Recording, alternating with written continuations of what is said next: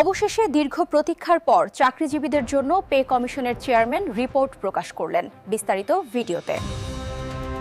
Pay কমিশনের চূড়ান্ত report প্রকাশ। 13 গ্রেডে পূর্ণাঙ্গ তালিকা ও 100% পেনশন সুবিধা মঞ্জুর। প্রধান উপদেষ্টা এ বিষয়ে যা বললেন, এ বিষয়ে বিস্তারিত আলোচনা করার শুরুতে যারা এখনো আমাদের এই চ্যানেলের নতুন সদস্য আছেন তারা পরবর্তী আপডেট পেতে চ্যানেলটি সাবস্ক্রাইব করে বেল আইকনটি অল করে দিন।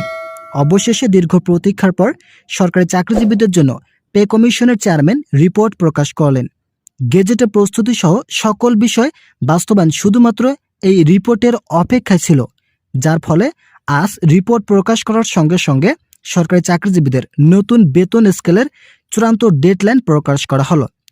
আজকের সংবাদ সম্মেলনে জাকির আহমেদ খান বলেছেন যে সরকারি চাকরিজীবীরা হচ্ছে দেশের সম্পদ, তাই তাদের অর্থনৈতিক শক্তি বৃদ্ধি করাই হবে আমাদের মূল লক্ষ্য। যেহেতু তারা বর্তমান খুব কম বেতনে চাকরি করে থাকেন, তাই তাদের জন্য আমরা বেতন বৃদ্ধি করা সহ আর্থিক দিকগুলো নিয়ে নতুনভাবে আলোচনা করছি। আলোচনা ফলপ্রসূ হয়েছে। এছাড়াও পে কমিশন যখন অর্থ উপদেষ্টার কাছে বাজেট বিষয়ে নতুন প্রস্তাবনা পেশ করেন, তখন তারা বেতন বৃদ্ধির বিষয়ে ইতিবাচক কয়েকটি তথ্য উপস্থাপন করেন। অর্থ উপদেষ্টা বলেন, আমরা যথেষ্ট পে স্কেলের জন্য চেষ্টা চালিয়ে যাচ্ছি। আশা করা যাচ্ছে ফেব্রুয়ারি মাসের মধ্যেই গেজেট প্রকাশ করা হবে। এই প্রসঙ্গে প্রধান উপদেষ্টা বলেন, কোনোভাবেই ফেব্রুয়ারি মাস পার করা যাবে না। অবশ্যই ফেব্রুয়ারি মাসের প্রথম সপ্তাহে গেজেট বাধ্যতামূলক প্রকাশ করতে হবে, যার ফলস্বরূপ অর্থ উপদেষ্টা আর সময় বিলম্ব না করে আজ থেকে গেজেট প্রস্তুতির চূড়ান্ত কার্যক্রম চালাচ্ছেন। অর্থ উপদেষ্টা ও পে কমিশন এরই মধ্যে আবারও একটি বৈঠকের ডাক দিয়েছে। অভ্যন্তরীণভাবে তাদের মাঝে এই বৈঠক অনুষ্ঠিত হবে, যেখানে গ্রেড সংখ্যা কমানোর বিষয় সহ গেজেট প্রস্তুতির বিষয়ে আলোচনা করেন সংশ্লিষ্ট কর্তৃপক্ষ। তো বন্ধুরা, যারা এখনও চ্যানেলটি সাবস্ক্রাইব করেননি তারা অবশ্যই চ্যানেলটি সাবস্ক্রাইব করুন।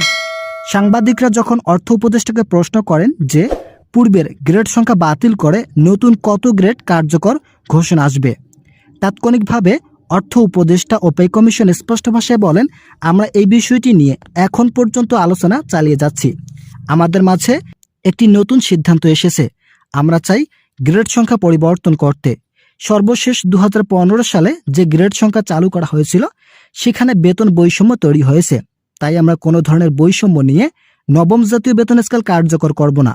সরাসরি পূর্বের গ্রেড সংখ্যা বাতিল করে 13টি গ্রেড রাখার বিষয়ে একমত হয়েছে কর্তৃপক্ষ। এই গ্রেড সংখ্যা যদি বহাল রাখা হয় তাহলে কর্মচারীদের যত ধরনের বৈষম্য ছিল সকল বৈষম্য ধীরে ধীরে দূর হবে। আমরা যেহেতু বৈষম্য নিরসনের জন্য কাজ করতেছি, তাই অবশ্যই আমাদের কার্যক্রমগুলো থাকবে স্বচ্ছ ও জবাবদিহিতামূলক। আমাদের প্রাথমিক দিক থেকে অনুপাত আকারে বেতন বৃদ্ধির বিষয়ে যথেষ্ট ইচ্ছা ছিল, যার ফলে প্রধান উপদেষ্টা যখন অনুপাত আকারে বেতন বাস্তবায়নের বিষয়ে প্রবল চাপ সৃষ্টি করে, তখন আমরা 1:8 অনুপাতে বেতন বৃদ্ধির জন্য গত 8 জানুয়ারি বৈঠকে আলোচনা করি। কিন্তু এরপরেই শুরু হয় নতুন বাধা বিপত্তি, যেখানে সরকারি চাকরিজীবীরা চেয়েছেন 1:4 অনুপাতে বেতন বৃদ্ধির সুযোগ সুবিধা, সেখানে 1:8 অনুপাত কোনোভাবেই মেনে নিতে পারছে না কর্মচারী ফোরামের একাধিক সদস্য, যার ফলে শেষ পর্যন্ত নতুন একটি বৈঠকে 1:6 অনুপাতে বেতন বৃদ্ধির জন্য সিদ্ধান্ত নেওয়া হয়েছে। আশা করা যাচ্ছে সরকারি চাকরিজীবীরা এই সিদ্ধান্তটি মেনে নেবেন। যদিও ইতিপূর্বে এই বিষয়ে আলোচনা করা হয়েছে, তবে আমরা গেজেট প্রকাশ না করা পর্যন্ত নতুন অভ্যন্তরীণ বিষয়গুলো উপস্থাপন করতে সক্ষম নই। তো বন্ধুরা, যারা এখনও আমাদের এই চ্যানেলের নতুন সদস্য আছেন এবং পরবর্তী আপডেট পেতে ইচ্ছুক তারা অবশ্যই আমাদের এই চ্যানেলটি সাবস্ক্রাইব করুন। এছাড়াও এরই মধ্যে শতভাগ পেনশন সুবিধা বৃদ্ধির বিষয়টি নিয়েও একটি গুরুত্বপূর্ণ আলোচনা হয়েছে। সরকারি চাকরিজীবীরা দাবি করেছেন শতভাগ পেনশন সুবিধা বাস্তবায়ন করার লক্ষ্যে, কিন্তু অন্তর্বর্তীকালীন সরকারের একাধিক সদস্য বলছেন এটা কোনোভাবেই কার্যকর করা সম্ভব নয়।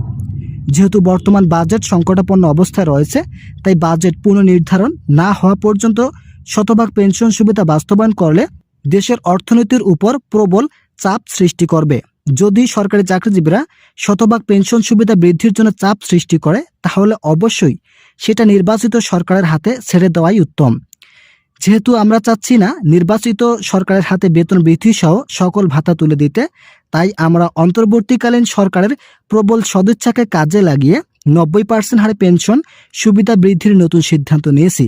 একই সঙ্গে ইনক্রিমেন্টের বিষয়টি নিয়েও একটি জটিল পরিস্থিতি তৈরি হয়েছে বলে মন্তব্য করেন পে কমিশন। যেহেতু সকল কিছু পরিবর্তন করা হয়েছে, তাই 2015 সালের গঠিত 5% ইনক্রিমেন্ট বাতিল করার জন্য আবেদন পাঠানো হয়েছে।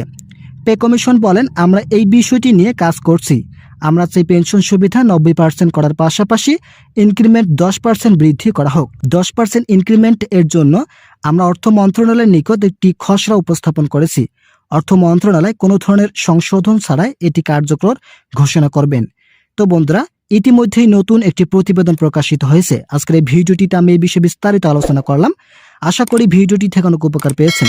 যদি উপকার পেয়ে থাকেন তাহলে অবশ্যই আমাদের এই চ্যানেলটি সাবস্ক্রাইব করে বেল আইকনটি অল করে দিন।